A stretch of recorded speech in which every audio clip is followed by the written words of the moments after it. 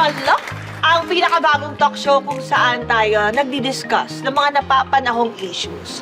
At ang pag-uusapan natin ngayon ay tungkol sa language o lengguwahe. Kaya i-welcome natin ang ating guest, isang language professor, si Professor Julian Macabay. Maraming salamat. Maraming salamat, Lindsay, sa iyong pag-anyaya sa akin dito sa iyong palatuntunan. Maraming salamat.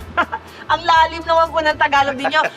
Pag-anyaya, palatuntunan. Ang tagal ko na yung hindi narinig. Hindi ko na nagagamit yan, bro. Kasabay yan ng mga salitang di ba?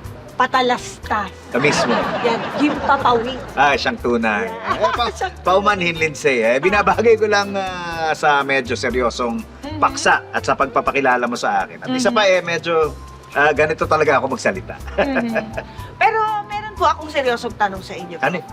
Naiinis po ba ang mga linguistics expert kapag nakakarinig kayo ng Taglish or Tagalog-English? Yung paghahalo ng salitang Banyaga at Tagalog, hindi na namin kinaiinasan dahil ito ay bahagi na ng pagbabagong anyo ng ating lengguwahe at pananalita.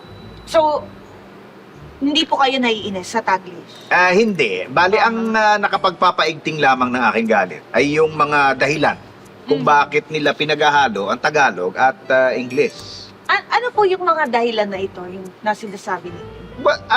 Ang una dyan ay yung pagpapanggap na siya ay marunong magsalita ng English. Mapapanood mo ito madalas sa mga programa sa telebisyon. Yung mga interview po ba, yung sinasabi niyo? Tumpak. Nagsisimula sila sa pagsasalita ng English, tapos mauubusan, kaya bigla na lamang magtatagalo. Opo.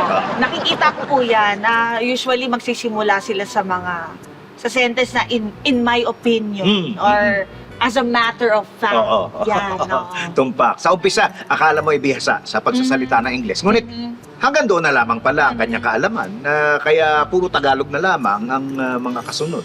Tapos madalas po hindi na natin nahalata, di ba? Dahil imbis na mapansin natin yung mali, nai-impress na agad tayo doon sa unang English na sentence na sinabi o phrase. Ganun na nga, ganun na. Opo. Ang isa pang nakakainis ay yung paggamit ng tinatawag na Taglish upang iparamdam na sila ay kabilang sa alta sosyedad. Ang ibig po sabihin ay yung mga nagpipretend, nagpapanggap na saucy. Mismo, yung mga sosyal. Oo. Alam ko po yan kasi meron mga ganito magsalita. Yung you make me hintay-hintay. Or let's eat na outside in the karinderya. Nakakainis nga naman. Tumpa. Maraming ganyan at dyan sumisidi ang aking puot kapag aking naririnig. Opo. Naiintindihan ko po yun. Pero ang ibig yun po sabihin, okay sa inyo ang Taglish bilang kasama sa pag-evolve ng ating language, pero naiinis kayo sa mga nagpapanggap. Tama po ba? Wasto ang iyong tinura. Meron pa po akong tanong tungkol sa language. Sandali, matagal pa ba ito? At may kailangan pa akong tunguhan? Kanina pa tayo nag-uusap. Naiinip na ako. Maaari bang wakasan na natin ito? Opo, isang tanong na lang. Sandali, hindi na ako makapapayag. At kailangan ko na umalis. Akala ko short lang ito. Yung para bang it seems like that lang.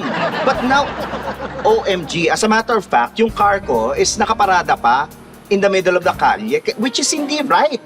Kaya, sorry, I have to leave. I have to make alis na. Sorry. Right. Diyan po nagtatapos ang show natin. Ako po ulit si Lindsay. Sana po nagustuhan ninyo yung ating discussion today. This is Love. Alak na kayo. Aba, tignan mo nga naman, Palagi masakit ang katawan kapag nasa trabaho. Pero gumagaling pag araw ng sweldo.